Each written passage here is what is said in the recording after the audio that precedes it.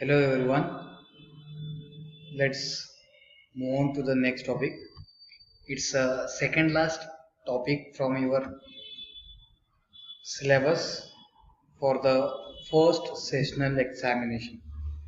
Okay. Let's move to the topic number 6, that is disease manifestation and symptoms, from part 2, that is clinical pharmacy. Okay. Topic number 6, disease manifestations and symptoms. Okay. Let's continue this topic with some definitions. Okay. We already covered some definition in first syllabus. Okay. Let's revise it and move on. Okay. First definition is diseases. Okay. Any deviation from normal functioning of the body or a state of complete physical and mental well-being. Okay. If any deviation plus or minus disturbances are created in normal functioning of the body, then we call it as a disease. Okay. Or there is a state of complete physical and mental well-being is nothing but the diseases. Okay. Next part is the manifestation. You heard this particular term for the first time. Okay, I would like to explain this particular term. The numerous changes observed or perceived in the body due to the disease condition is nothing but the manifestation. Okay, the numerous changes means what? The various types of changes which are observed. Okay, observed by the third person. Okay, apart from the patient, or the word perceived means what, which is feel by the patient is nothing but the manifestation, okay, due to disease conditions. Okay, this particular manifestation word can be explained by using following these all types of terms. Okay, they can be explained by using following terms. Okay, this particular manifestation, हे manifestation word जे आहे हे explain करण्यासाठी हे खाली काही terms दिलेले आहेत. ओके, हे टर्म्स जर तुमच्या लक्षात आले तर या मॅनिफेस्टेशन या शब्दाचा अर्थ तुम्हाला कळतं. ओके, त्यामध्ये फर्स्ट बघा, signs of disease are observable ones objectively. Okay, म्हणजे आपण साइन हे आपण म्हणजे समोरच्या माणसाला सुद्धा कळतात की काय काय लक्षण आहे त्यामध्ये, काय काय. ठीक आहे, एक्झाम्पल फिवर हे की ऑब्झर्वेबल आहे. ओके, म्हणजे समोरचा ओळखू शकतो फिवर आहे की नाही. अदर देन पेशंट म्हणतो मी. नेक्स्ट आहे स्वेलिंग. ओके, स्वेलिंग म्हणजे सूज येणे. शिवरिंग म्हणजे थंडी. ओके, कितीही पांघरून आपण झोपलो तरी थंडी वाजायला लागते. ओके, म्हणजे थंडी काय बॉडीमध्ये जायला तयार होत नाही. ओके, हे समोरचाही ऑब्झर्व करू शकतो. आणि नेक्स्ट आहे redness of skin. Okay, if हे काय सगळे सायन्सचे लक्षण आहेत, हे की म्हणजे समोरचाही ऑब्झर्व करू शकतो. Okay, symptoms, sign and symptoms मध्ये मेन डिफरन्स काय बघा. सिम्पटम्स हे फक्त पेशंटला स्वतःलाच कळू शकतो. ओके, ते की ऑब्झर्व करता येत नाही सिम्पटम्स. ओके, सायन्स काय आहेत हे ऑब्झर्व करू शकतो आपण. ओके, बट सिम्पटम्स काय आहेत फक्त पेशंटच फील करू शकतो की मला कुठल्या टाईपचे सिम्पटम्स आहेत.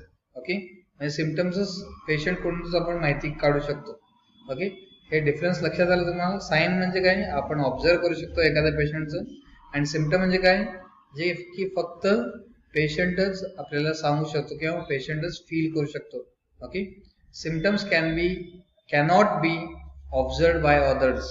ओके, साइन काय, signs of disease are observable ones objectively, म्हणजे स्वतःच तो साइन ऑब्झर्व करू शकतो. सिम्पटम्स मध्ये काय, symptoms cannot be observe by others but felt by himself, like pain म्हणजे जखम असेल किंवा दुखणं असेल.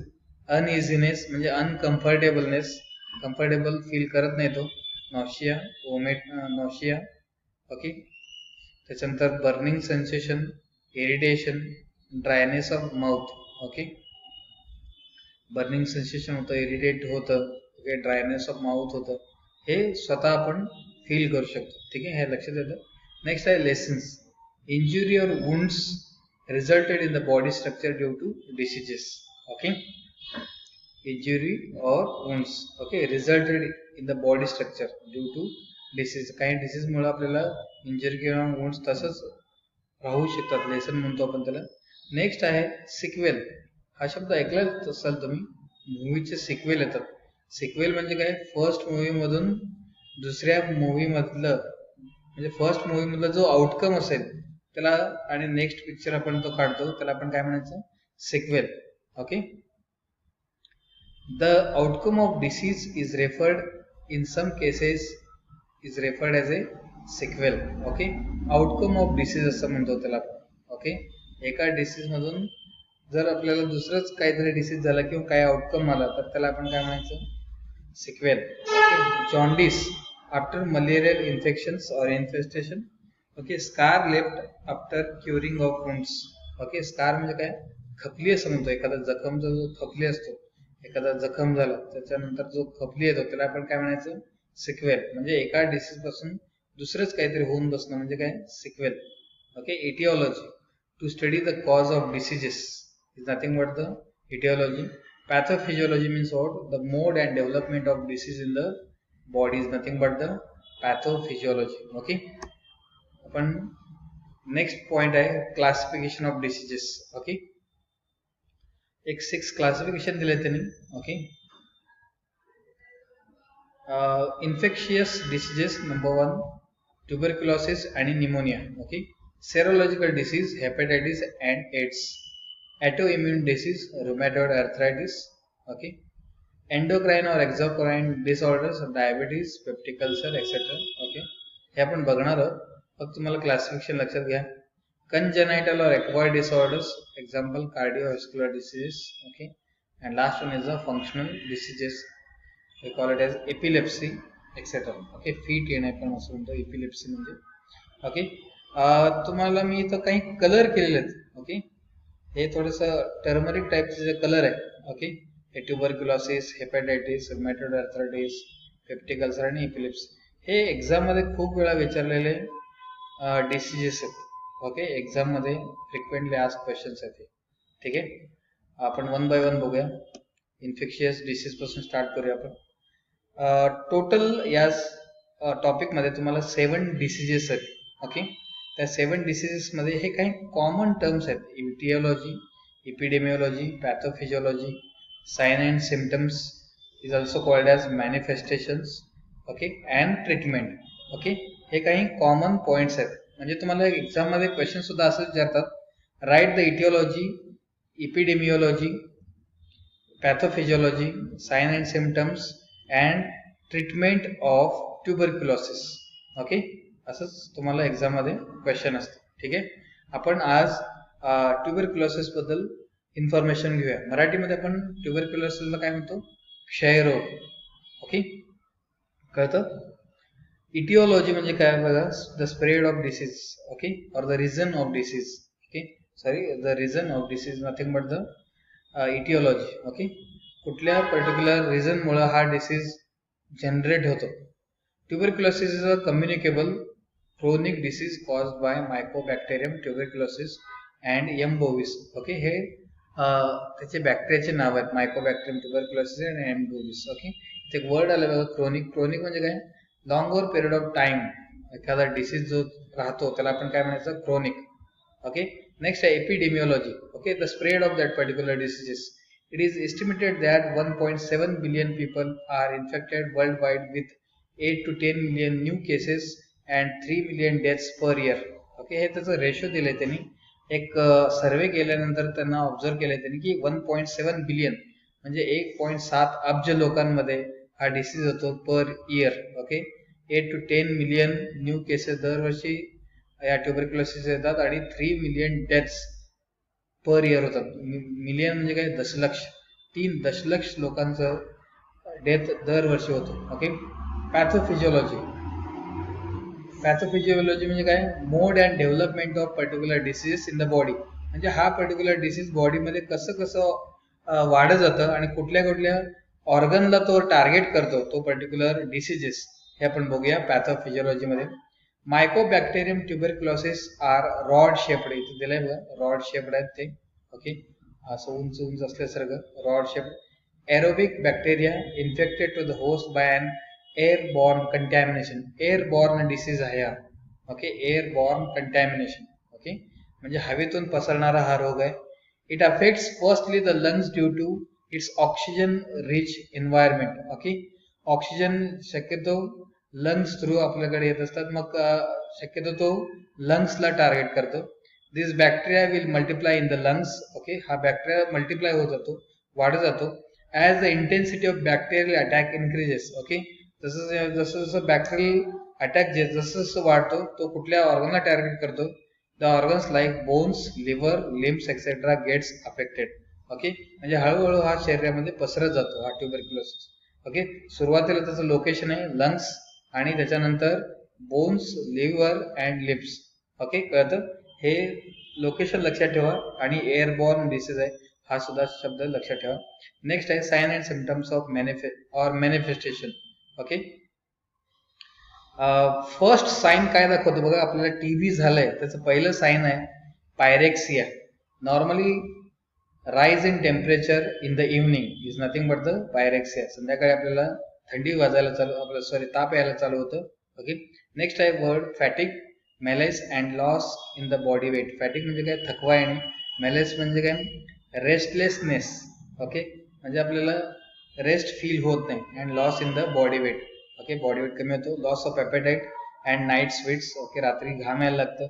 ओके, आपल्याला भूकही कमी लागतं. Prolong cough with pain in the chest. Okay, आपल्याला कंटिन्यू खोकला येतो आणि आपल्या छातीमध्ये सुद्धा दुखायला लागतं. Okay, blood stains persist in the sputum. आपल्याला जे थुंकी येत असतं त्यामध्ये काही ब्लडचे सॅम्पल पडत राहतात. ओके, रक्त आपल्या थुंकीद्वारे पडत राहतं. नेक्स्ट आहे pulmonary artery in tuberculous region breaks which results in massive haemorrhage. Okay, haemorrhage या शब्दाचा अर्थ काय, ब्लड लॉस.